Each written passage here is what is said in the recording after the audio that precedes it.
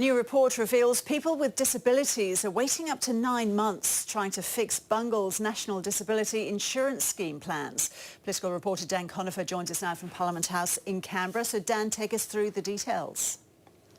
Ros, this is a report by the Commonwealth Ombudsman about delays and other problems with people who've sought a review of their plan by the National Disability Insurance Agency. That's the government body that is overseeing the NDIS. Now, people seek reviews for many reasons. Their circumstances might have changed, their condition might have deteriorated, or when they got their NDIS plan back, there might have been things missing, or they might have been allocated the wrong piece of equipment, for example. So this report shows that the backlog of those reviews reached 14,000 in December of last year. Now, to put that in some perspective, in December of last year, there were only 140,000 people in the scheme. So around 10% of participants had review cases afoot. And that backlog is now reduced by February to around 8,000 people, but still thousands of people waiting for their plans to be updated or changed.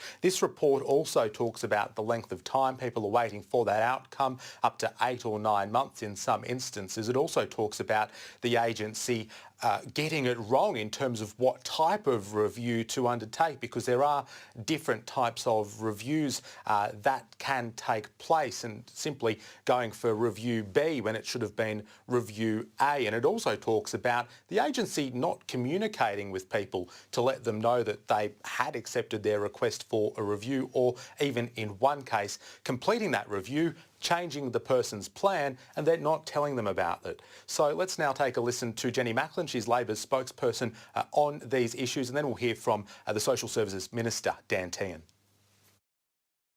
Thousands of people are waiting to get their reviews done by the National Disability Insurance Agency, and this is people with disability and their families waiting for urgent supports. So people who really need to know that they can get the therapy that they need, know that they can get the home care and other supports that they need to live a decent life.